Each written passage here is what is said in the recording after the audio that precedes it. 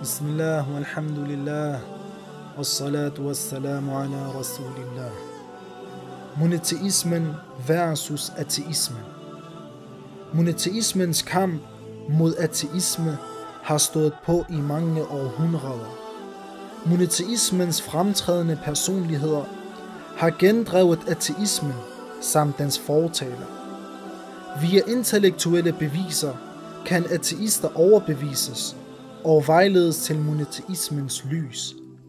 Du vil derfor til oplægget få beskrevet det overordnet og detaljeret intellektuelle bevis på Guds eksistens, hvormed evolutionsteorien falsificeres. De væsentligste forskel på monoteismen og ateismen vil blive fremlagt.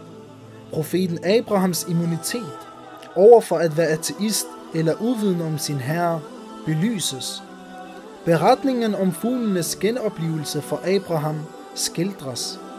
Abu Hanifas debat med en ateist berettes.